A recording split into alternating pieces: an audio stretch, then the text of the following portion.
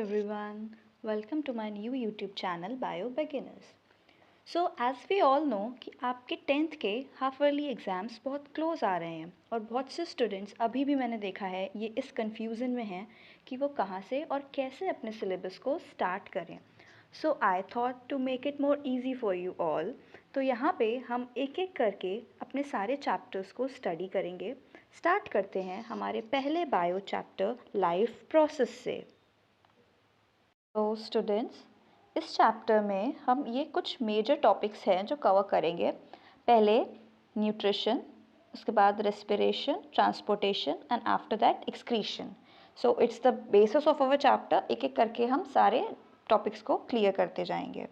Okay, now moving further, what is life process?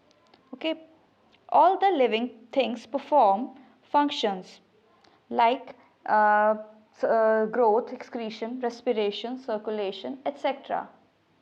The basic functions performed by living organisms for their survival and body maintenance is called life process. जितने भी living organisms हैं वो कुछ functions perform करते हैं जैसे कि growth, excretion, respiration, circulation, etc. जो बेसिक फंक्शन कोई भी लिविंग ऑर्गेनिज्म परफॉर्म कर रहा है किसके लिए? अपने सर्वाइवल के लिए, ज़िंदा रहने के लिए और अपनी बॉडी को मेंटेन करने के लिए. उन सारे प्रोसेस को हम कहते हैं लाइफ प्रोसेस. तो कुछ बेसिक लाइफ प्रोसेस जो हमारी लाइफ में अकर करते हैं उनको हम देखते हैं अब. Like first is nutrition, respiration, transportation, excretion. इस चैप्टर में हम एक एक करके इन सारे लाइफ प्रोसेस को ब्रीफली डिस्कस करेंगे. So life process requires energy which is provided by nutrition. Life process में किसी भी लाइफ प्रोसेस को परफॉर्म करने के लिए हमें एनर्जी की रिक्वायरमेंट होती है जो हमें कहाँ से मिलती है? न्यूट्रिशन से. न्यूट्रिशन से मिलती है, वो भी in the form of food जो कि हम खा रहे हैं. अब हम बात करते हैं मोड्स ऑफ न्यूट्रिशन की. तो there are two modes of nutrition. First is autotrophic and second is heterotrophic. So autotrophic mode of nutrition क्या होता है? Kind of nutrition in which organisms can synthesise their own food. ये एक kind का ऐसा mode of nutrition है जिसमें जो ऑर्गेनिज्म है वो अपने फूड को खुद सिंथेसाइज कर रहा है बाय देयर ओन. जो इनका मेन एग्जाम्पल होता है वो होता है green plants. Okay, now moving further we will talk about heterotrophic nutrition. इसमें हम बात करेंगे ये वो काइंड का न्यूट्रिशन है जहाँ पे ऑर्गेनिजम्स के पास वो एबिलिटी नहीं होती है कि वो अपने खाने को खुद सिंथेसाइज कर पाएँ और वो कहीं ना कहीं टोटली डिपेंड होते हैं किसके ऊपर? ऑटोट्रॉप्स पे अपने खाने के लिए. Like kind of nutrition of which organisms do not possess ability to synthesize their own food. They depend on autotrophs for their food supply either directly or indirectly. इसका अगर हम मेन एग्जाम्पल देखें तो ये होता है एनिमल्स और fungi. Now moving further we will talk about briefly about autotrophic mode of nutrition. Okay, now what is autotrophic nutrition? अब पहले तो हम बात करते हैं ऑटोट्रॉप्स क्या होते हैं. ऑटो मीन्स खुद, ट्रॉप्स मतलब food. The organisms which make their own food are called autotrophs. वो ऑर्गेनिजम्स जो अपने खाने को खुद बना लेते हैं उनको हम कहते हैं ऑटोट्रॉप्स. इनका मेन एग्जाम्पल हमने पढ़ा है पीछे, ग्रीन प्लांट्स होता है. अब हम बात करते हैं किस प्रोसेस से ये फूड को प्रिपेयर कर रहे हैं. तो ये हम 5th 6th से पढ़ते हुए आ रहे हैं that the process is known as photosynthesis. तो the process by which green plants make their food with the help of CO2, sorry, it's not written here, I will write CO2 and H2O. So in the presence of chlorophyll and sunlight is called photosynthesis. ये वो process है जिसमें green plants अपना food खुद बनाते हैं with the help of CO2 and H2O, वो भी क्लोरोफिल और सनलाइट के प्रेजेंस में. Okay, now we will talk about the raw materials of photosynthesis. Raw materials क्या होता है? रॉ मटेरियल्स हम कह सकते हैं किसी भी चीज़ को या किसी भी प्रोसेस को करने में जो हमें बेसिक रिक्वायरमेंट होती है, जो शुरुआती दौर पे हमें चीज़ें चाहिए होती हैं कोई भी प्रोसेस करने में. जैसे कि इस प्रोसेस में हमें ज़रूरत है यहाँ पे CO2 की, कार्बन डाइऑक्साइड, H2O यानी वाटर की. तो साइट मीन्स किस जगह पे ये प्रोसेस अकर कर रहा है, यानी कि किस जगह पे फोटोसिंथेसिस हमारा अकर कर रहा है. तो ये लीफ के सरफेस पे क्लोरोप्लास्ट प्रेजेंट होते हैं, वहाँ पे ये अकर करता है। और क्लोरोप्लास्ट ही होते हैं जो हमारा क्लोरोफिल सब्सटेंस होता है, जिसको हम ग्रीन पिगमेंट भी कहते हैं, वो कंटेन करता है। Okay, now in the right side of the figure we can see that it is a leaf in which the chlorophyll is trapping the sunlight. अब ये sunlight को trap करता है और फिर food को prepare कर रहा है। और यहाँ पे इसको ज़रूरत किसकी हो रही है, हमने यहाँ पे पढ़ा है raw materials like carbon dioxide, water here and the light it is absorbing from sun and it is giving off or converting it into starch. Starch यहाँ पे होता है sugar. It is also called glucose in the form of food. अगर हम यहाँ पे definition को देखें लेफ्ट साइड में, तो यहाँ पे 6 मॉलिक्यूल्स अगर हम CO2 के जोड़ें और 6 मॉलिक्यूल्स H2O के ऐड करते हैं, तो in the presence of light and chlorophyll ये हमें शुगर का एक मॉलिक्यूल देता है। इसको हम ग्लूकोज भी कह सकते हैं। और साथ में ये 6 O2 के ऑक्सीजन के मॉलिक्यूल्स यानी कि निकालते भी हैं, like 6 CO2 carbon dioxide and plus 6 H2O in the presence of light and chlorophyll gives to glucose and 6 molecules of oxygen. Okay, now moving further we will talk about what are the main events of photosynthesis. मतलब कौन से ऐसे events हैं जो photosynthesis के time पे अकर कर रहे होते हैं, ऐसे कौन से काम हैं जो फोटोसिंथेसिस के टाइम पे अकर हो रहे होते हैं। So first we will talk like absorption of sunlight energy by chlorophyll. जो एब्जॉर्प्शन हो रहा है यहाँ पे, ये सनलाइट है, यहाँ पे सनलाइट कौन एब्जॉर्ब कर रहा है, हमने अभी पढ़ा क्लोरोफिल एब्जॉर्ब कर रहा है, और वो भी किस लिए, ताकि वो फूड को प्रिपेयर कर सके। Okay, now moving further we will talk about CO2 to carbohydrates.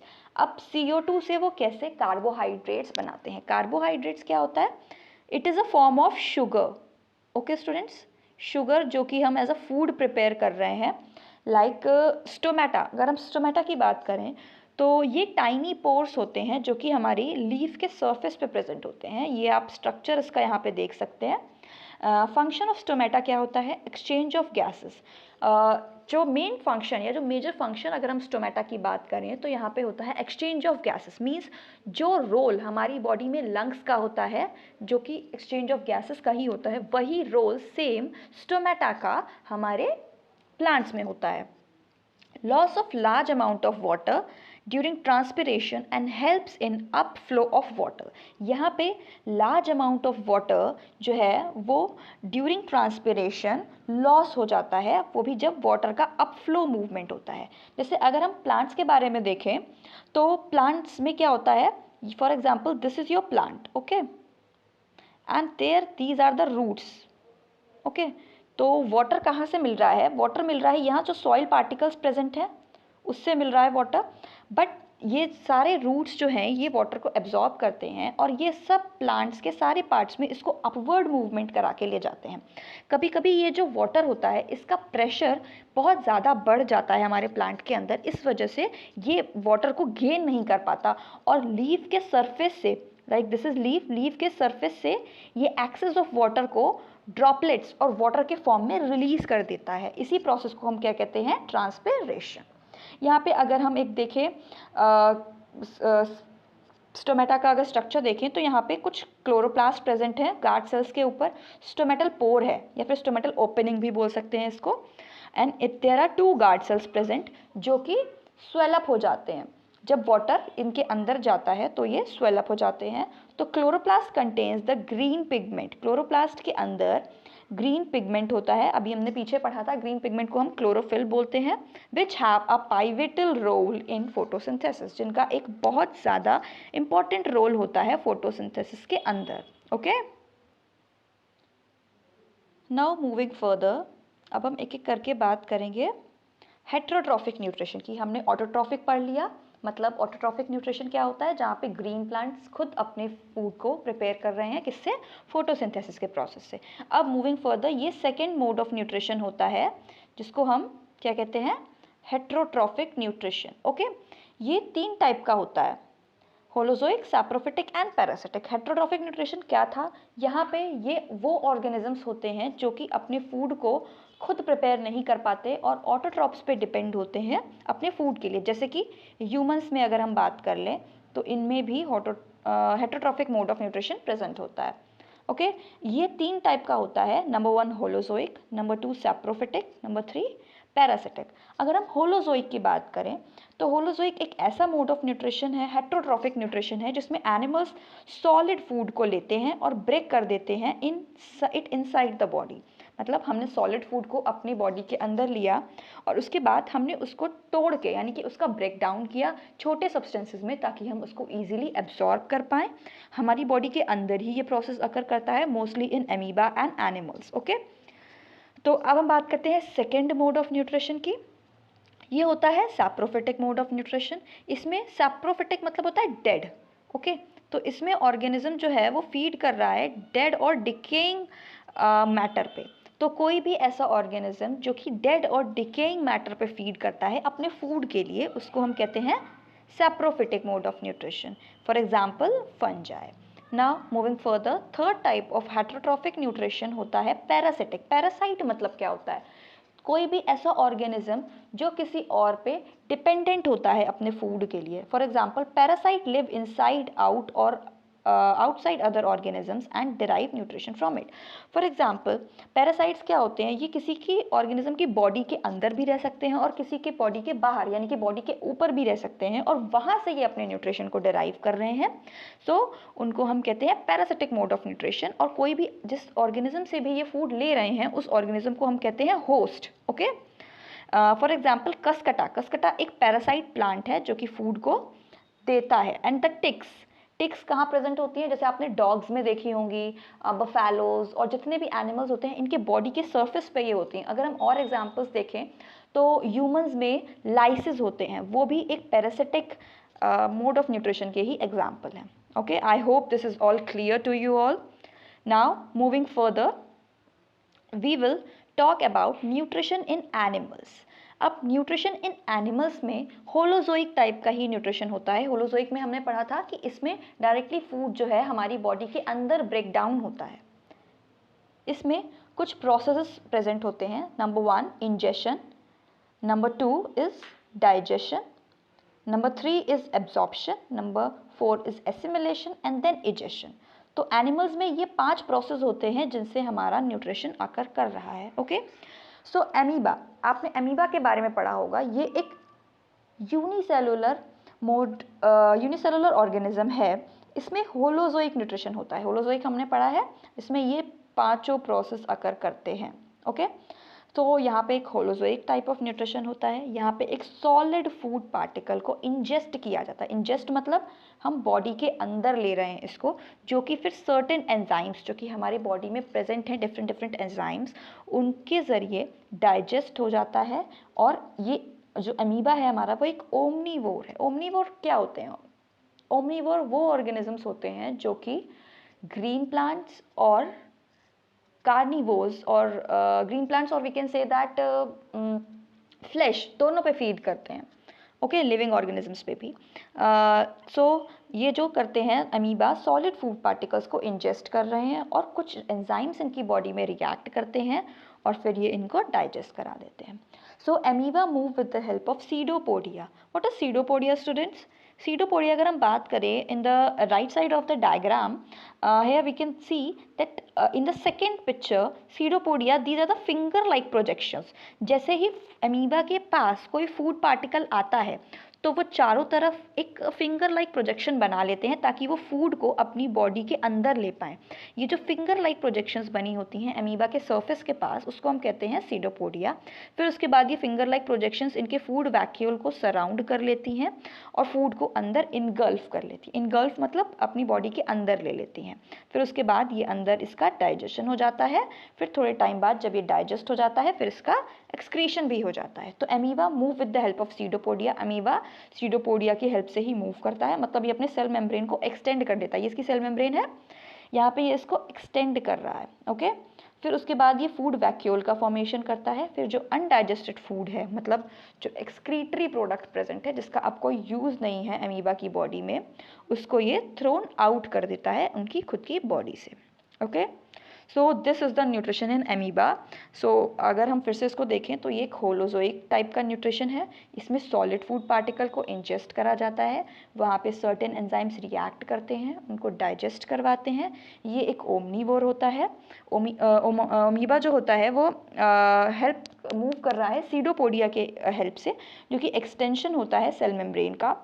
Food vacuole इसमें ये फॉर्म करते हैं, जिससे ये फूड को बॉडी के अंदर लेते हैं और वहाँ पे इनका डाइजेशन होता है, फिर एब्जॉर्प्शन, फिर एसिमिलेशन, फिर उसके बाद अनडाइजेस्टेड फूड जो है उसको हम थ्रोन आउट कर देते हैं इनके सेल मेम्ब्रेन से ही, एनवायरनमेंट के अंदर.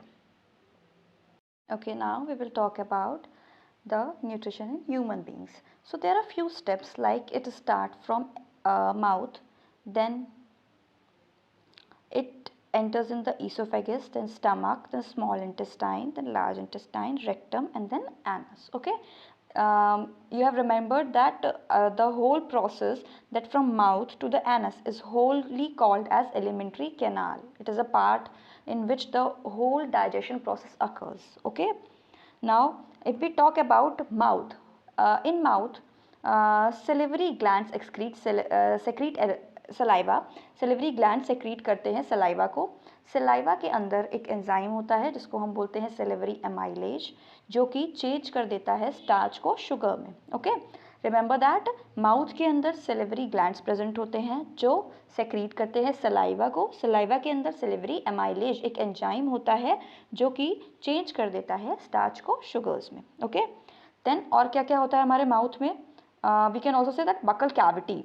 ओके, टीथ प्रेजेंट होते हैं. टीथ क्या कर रहे हैं? च्यूइंग में हेल्प कर रहे हैं, ग्रिंडिंग ऑफ द फूड में हेल्प कर रहे हैं. लाइक फूड को हमारे च्यू करवा रहे हैं और हम उनको ग्राइंड कर रहे हैं छोटे छोटे पार्ट्स में, ताकि वो इजीली हमारे डाइजेस्ट हो पाए. टंग किस लिए हेल्प कर रही है? Tongue rolling and tasting of food में हेल्प कर रही है. टंग हमारे फूड को रोल कराती है और टेस्ट कराती है कि किस टाइप का फूड है.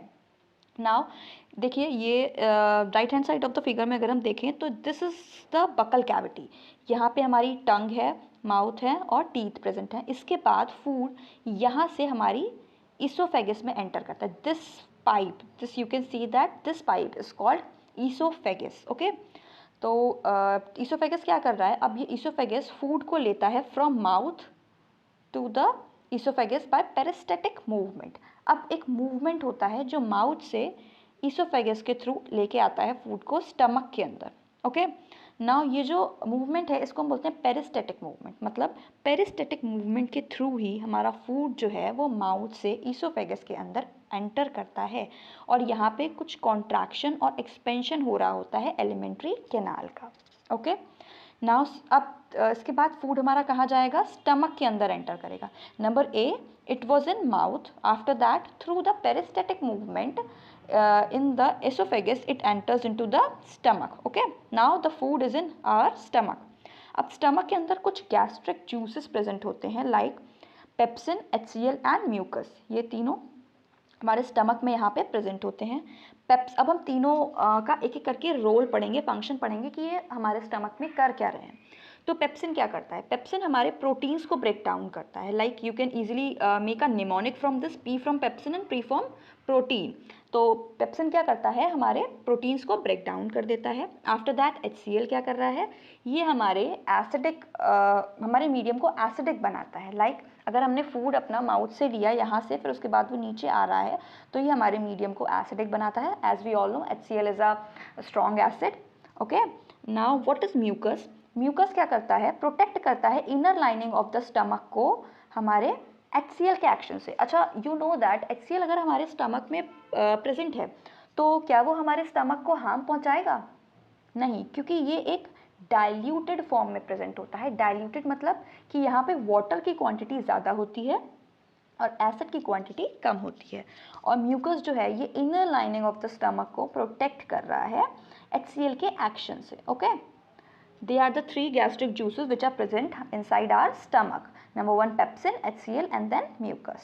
Now after the stomach हमारा फूड एंटर करता है स्मॉल इंटेस्टाइन के अंदर. ओके, अब स्मॉल इंटेस्टाइन में हमारा फूड जैसे ही आता है तो तीन चीज़ें एक्ट करती हैं. First is liver, second is pancreas and number third is some intestinal enzymes. Okay, liver क्या करता है, जैसे ही हमारा फूड स्टमक से हमारे स्मॉल इंटेस्टाइन में आता है तो लिवर फटाफट अपना बाइल जूस यहाँ पे सेक्रीट कर देता है ताकि हमारा फूड इजीली डाइजेस्ट हो पाए। और पेनक्रियाज हम देख सकते हैं लीफ लाइक स्ट्रक्चर होता है, like hair we can see, ये भी अपना पेनक्रियाटिक जूस जो है ये इंटेस्टाइन को, स्मॉल इंटेस्टाइन को भेज देता है डाइजेशन के लिए।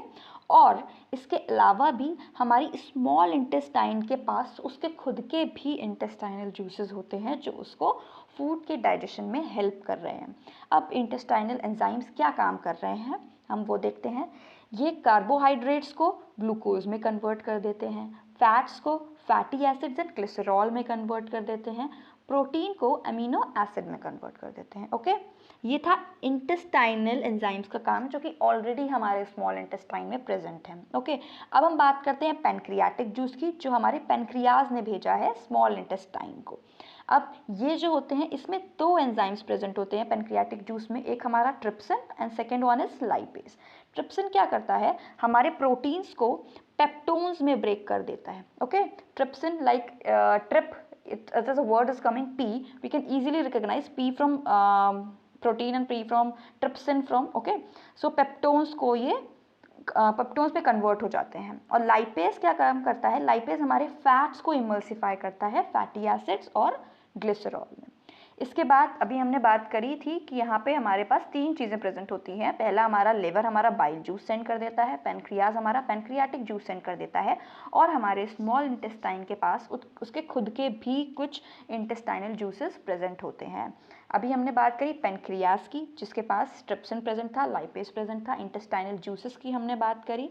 अब हम बात करते हैं लीवर क्या करता है। तो लिवर जो है वो अपना बाइल जूस सेक्रीट करता है जो कि लार्ज फैट ग्लोब्यूल्स, मतलब बड़े बड़े फैट के मॉलिक्यूल्स को इमल्सिफाई करके उसको छोटे फैट के ग्लोब्यूल्स में कन्वर्ट कर देता है। ओके, उसके बाद हमारा आता है लार्ज इंटेस्टाइन। अब फूड जो है स्मॉल इंटेस्टाइन में अच्छा खासा हमारा डाइजेस्ट हो चुका है, जो कुछ बचे कुचे पार्ट्स रह गए हैं अब वो हमारा लार्ज इंटेस्टाइन में एंटर करता है। अब सबसे ज़्यादा अमाउंट जो लार्ज इंटेस्टाइन में एकर कर रहा है वो होता है absorb excess of water. Students remember this, large intestine में सबसे ज़्यादा किसका एब्जॉर्प्शन होता है, वाटर का। उसके बाद ये लार्ज इंटेस्टाइन में हो गया। उसके बाद कुछ टेम्परेरी टाइम के लिए यहाँ पे क्या होता है, वेस्ट हमारा कलेक्ट होने लगता है, और कुछ टेम्परेरी टाइम के लिए हमारा वेस्ट कलेक्ट रहता है कहाँ पे, ये रेक्टम के इस पोर्शन में, like temporary collection of waste. यहाँ पे हमारा जो भी एक्सक्रीटरी वेस्ट है जो हमारे लिए अब यूज़फुल नहीं बचा है वो for a temporary time rectum में स्टोर रहता है। इसके बाद जो भी एक्सक्रीट हो जाता है वो हमारा एनस के थ्रू इजेशन में हमारा जो भी मेटाबॉलिक वेस्ट है, जो एक्सक्रीटरी वेस्ट है, वो सारा हमारा यहाँ पे एक्सक्रीट आउट हो जाता है। Okay, this was the whole process. अगर हम फिर से एक बार देखें in a nutshell, so we can see that mouth में हमारे सेलिवरी ग्लैंड्स प्रेजेंट होते हैं जो कि क्या सेक्रीट कर रहे हैं, सेलिवरी एमाइलेज प्रेजेंट है उनके अंदर, जो कि स्टार्च को शुगर में कन्वर्ट कर रहे हैं। वहाँ पे टीथ प्रेजेंट हैं जो कि च्यूइंग और ग्राइंडिंग ऑफ द फूड में हेल्प कर रहे हैं। टंग प्रेजेंट है जो कि रोलिंग और टेस्टिंग ऑफ द फूड में हेल्प कर रही है। उसके बाद ईसोफेगस प्रेजेंट है। इसके बाद फूड जो है हमारा माउथ से ईसोफेगस के में आता है, वो भी पेरिस्टेटिक मूवमेंट के थ्रू। इसके वहाँ पे कॉन्ट्रैक्शन और एक्सपेंशन होता है। कॉन्ट्रैक्शन मतलब वहाँ पे बढ़ रही होती है एलिमेंट्री कैनाल, फिर कॉन्ट्रैक्ट कर रही है, रिलैक्स कर रही है। उसके बाद स्टमक में जाता है। स्टमक में हमारे पास गैस्ट्रिक जूसेस प्रेजेंट होते हैं जो कि तीन चीज़ें होती हैं, पेप्सिन, HCl और म्यूकस। वहाँ पे वो पेप्सिन को प्रोटीन में पेप्सिन जो है प्रोटीन को ब्रेक कर रही है। HCl जो है वो हमारे मीडियम को एसिडिक बना रहा है। म्यूकस जो है वो प्रोटेक्ट कर रहा है हमारी स्टमक की इनर लाइनिंग को HCl के एक्शन से। उसके बाद स्मॉल इंटेस्टाइन पे आते हैं। स्मॉल इंटेस्टाइन में हमारा लिवर प्रेजेंट है। लिवर क्या करता है, बाइल जूस को सेक्रीट कर रहा है। स्मॉल इंटेस्टाइन में जैसे ही हम आते हैं तो जैसे ही फूड हमारा स्मॉल इंटेस्टाइन में एंटर करता है, लिवर अपना बाइल जूस सेक्रीट कर देता है, पेनक्रियाज अपना पेनक्रियाटिक जूस सेक्रीट कर देता है, और हमारे स्मॉल इंटेस्टाइन के पास उसके खुद के कुछ इंटेस्टाइनल जूसेस भी प्रेजेंट होते हैं। अब इंटेस्टाइनल जूसेस की अगर हम बात करें तो वहाँ पे हमने पढ़ा कार्बोहाइड्रेट को ये कन्वर्ट कर देता है ग्लूकोज में, फैट्स को ये कन्वर्ट कर देता है फैटी एसिड्स और ग्लिसरॉल में, प्रोटीन्स को ये कन्वर्ट कर देता है एमिनो एसिड्स में। इसके बाद अगर हम बात करें पैनक्रियाटिक जूस की तो यहाँ पे दो एंजाइम्स प्रेजेंट होते हैं, ट्रिप्सिन एंड लाइपेज। ट्रिप्सिन क्या करता है, प्रोटीन्स को कन्वर्ट कर देता है पेप्टोन्स में, और लाइपेज क्या करता है, फैट्स को इमल्सिफाई कर देता है फैटी एसिड्स एंड ग्लिसरॉल में। अब हम बात करते हैं लिवर की। लिवर के थ्रू क्या हो रहा है, ये बाइल जूस सेक्रीट होता है जो कि बहुत बड़े बड़े फैट ग्लोब्यूल्स को इमल्सिफिकेशन के थ्रू छोटे छोटे फैट ग्लोब्यूल्स में कन्वर्ट कर देता है। अब फिर आ जाता है हमारा फूड लार्ज इंटेस्टाइन के अंदर, वहाँ पे एक्सेस ऑफ वाटर एब्जॉर्ब होता है। फिर उसके बाद हमारा बचा कुचा जो वेस्ट है वो टेम्परेरी टाइम के लिए हमारे रेक्टम में स्टोर हो जाता है, उसके बाद हमारे एनएस के थ्रू ये एक्सक्रीट आउट हो जाता है। Okay, now moving further, human digestive system, as we have studied in the flow chart. So digestion begins, okay, digestion begins from mouth. In the mouth it is broken down by the salivary amylase. The food moves towards the stomach through the esophagus which perform peristaltic movement, वहाँ पे peristaltic movement होता है। enzymes और बहुत सारे digestion juices जो हैं वो liver से, gall bladder से और pancreas से act करते हैं, और chunk from the stomach in the small intestine। मतलब अब chunk मतलब जो कुछ partially digested food chunk को बोल सकते हैं, ये हमारे stomach से small intestine में enter करता है। अब large intestine में remaining nutrients absorb हो जाते हैं, और जो लेफ्ट ओवर है वो हमारी बॉडी में रेक्टम और एनस के थ्रू एक्सक्रीट आउट हो जाता है। Okay students, is it, I hope is it all clear to you all. अगर कोई भी कंफ्यूजन हो, you all can comment in the comment section. So that's all for the day. In further videos we will cover our whole chapter. So thank you for watching. If you like my video, please like, subscribe and share, and for more videos stay tuned to my channel. Till then, keep learning. Bye bye.